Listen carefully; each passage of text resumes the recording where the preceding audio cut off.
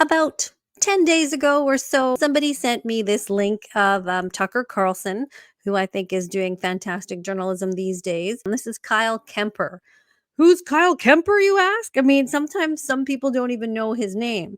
And so I wanted to talk about this video. So I went onto YouTube to look it up. And so I put in Tucker Carlson, Kyle Kemper. And the funny thing is the exact thing that happens. People don't seem to know his name. They just know him as Trudeau's brother. So the video is even called Trudeau's Brother Speaks Out. Justin is not a free man. So when I typed in Tucker Kyle Kemper, nothing came up. I had to type in Trudeau's brother. And this is the exact thing my friend was commenting on. Like, that's the only way he's known, which is quite unfortunate. Some people think he looks like Weird Al Yankovic. But anyway, so here's some of the comments. Imagine giving a 50-minute interview and your name isn't in the title. I mean, this is true. It isn't in the description. You're presented as Trudeau's brother. Don't know about that, dude, but I'd be depressed. Another comment. Gotta love that title. Justin Trudeau's brother speaks out. Justin is not a free man. I know he's Trudeau's brother, but he shouldn't be trying to make excuses for why his brother is a tyrant. Other people aren't the reason for the words that have come out of Trudeau's mouth. This is what happens when you smoke too much grass. This guy's all right. Kyle Kemper doesn't bug me. He supports RFK. That's great. I like RFK. Not everything he says and does, but lots of things that he says and does. But the best thing about the interview was Tucker's opening. Most people in Western countries, in the United States, in Canada, Australia, New Zealand, Great Britain, et cetera, most people who lived in those countries 2 years ago got the COVID vax. That's just a fact. And maybe because of that fact, very few people want to talk about what that was, not just what the vax itself was and what it may do to the human body and the human brain. Those are worthy conversations, important conversations, necessary conversations, ignored conversations. But the bigger conversation is, why were governments across the West pulling out all stops to force people to take this compound that they called a vaccine? What was this? And what do we learn about the motives and the aims of those governments by their behavior around the vax? What do we learn? Because those countries, all of them, reveal that they were not, in fact, democracies. They were not free countries at all. They were something very different. And if you go back and you watch the tape and you watch how Western leaders talked about the COVID vaccine, about people who didn't want to get vaccinated, you learned a lot about them. In fact, it's not your body, your choice in their view. It's their body and their choice. And in no country was this clearer maybe than Canada, where the Prime Minister, Justin Trudeau, not only told people to get this drug, but attacked anyone who wouldn't as illegitimate, as evil, as a fifth column within the borders of Canada seeking to overthrow the democracy of Canada. In case you've forgotten, here he is. For the vast majority of people, the rules are very simple. To travel, you've got to be vaccinated. When people see that we're in lockdowns or serious public health restrictions right now, because the risk posed to all of us by unvaccinated people get angry. Proof of vaccination will be required by no later than the end of this month for all federal employees. We'll make sure that everyone is vaccinated. If you don't want to get vaccinated, that's your choice. But don't think you can get on a plane or a train beside vaccinated people and put them at risk. Wait a second. If you don't take this untested drug, you can't travel within your own country? Why is that, Justin? Because we're healthy? We're the healthy ones. You are inherently unclean, and clean, obedient people shouldn't be forced to sit next to you. That's like Nazi stuff, right?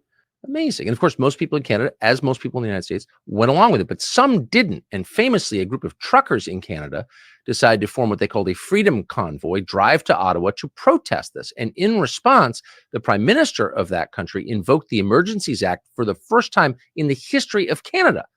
And this gave the police, among other powers, the power to freeze your bank account, to shut down your Bitcoin exchange. So it turns out we spent like 80 years talking about dictators and fascists, but when they emerged in our own societies, we didn't even notice. But But a few people did notice, and one of them is a man called Kyle Kemper. He's That's a his name. Canadian. He happens to be the half brother of Justin Trudeau.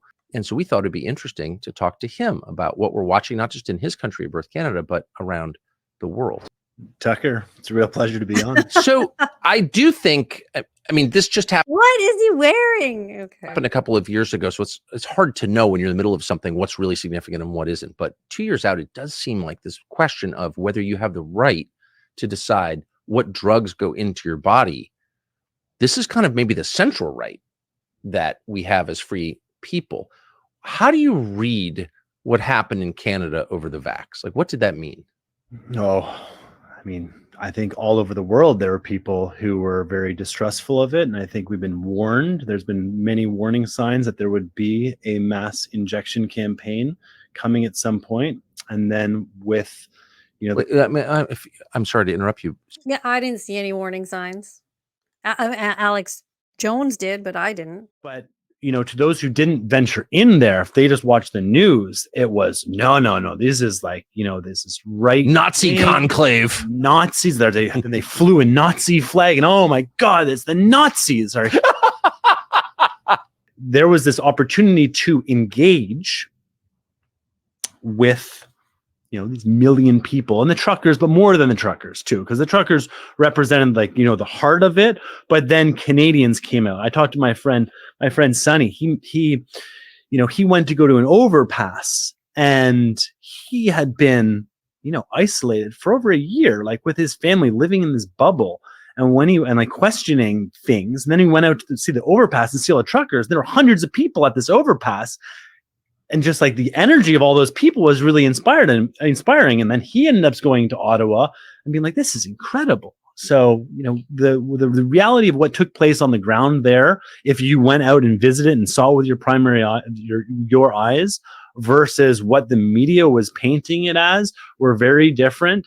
And unfortunately, because it's based on a myth, the government just chose to engage or enrage versus engage. So they share the same mother. Obviously, Margaret Trudeau is his mother and Justin's mother, and they obviously have different fathers, although the father of Justin always comes into question. And, a lot of the information that Kyle said in this interview, I agree with. They were the nice things. Yes, the bouncy castles, the camaraderie, the humanity that we saw in the convoy. Everybody knew it, and it was not displayed in the media. And I'd worked for the media, and it was a really, really awful time when I saw the coverage of my former employer. It actually sickened me. So he basically said things we haven't, nothing we haven't heard before. He seems to, feel sympathy for his brother. It is his brother. I mean, that's his half brother. So of course he's going to love him. I mean, I'm not expecting anyone to hate him. But his brother has his own free will and makes his own choices unless it's one of those, unless he doesn't, unless somebody's got him hard by the cojones. You know what I mean? That if he missteps, then certain awful things will happen to him and his family. It could be that type of situation. I don't know how these decisions are made. I just know this is a complete totalitarian dictatorship under the guise of democracy in Canada. Well, we're still using that system like 250 years later, how many years later we are now, but the conditions have changed. We have FaceTime. We can talk directly to somebody on the other side of the planet in high definition. Maybe we should start looking at our governance systems and how we can upgrade those. Like Russell Brand is always talking about how do we, decentralize and allow people to have a little bit more input. In Switzerland, it's a form of direct democracy. If you, as a citizen, have an issue with something, you go get 100,000 signatures, and then I wish something like that would work here. I think that even in the US, if there's a petition that has even 200,000 signatures, it has to be looked at. But in Canada, I don't think we have anything like that. And I could just see that, Justin, it wasn't, going to be there, and the opportunity for open discourse about this. I don't think he wasn't really interested in my points of view on these topics. Was he angry at you for expressing yours? I don't know. I mean, hopefully in his heart of heart, like he's proud of being open and honest and speaking your truth. Yes. I think this is critical. I think, like, this is the path forward. And it's also big admitting, like, when you're wrong. That's the acid test right there. Can you admit when you were wrong? Can you admit when you're wrong? Can you admit when you're wrong? It's a big thing, and it's a very liberating thing to say, you know what, I'm sorry, I was wrong. It's freeing. It heals the person you say sorry to, and it frees you up also.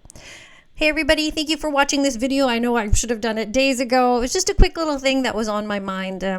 If you can, subscribe to my YouTube channel. It's Anita K with no space. I have a Rumble channel, AK Straight Speaks, and I have a website, anitakrishna.com. Thanks so much for watching this video, and we'll see you next time.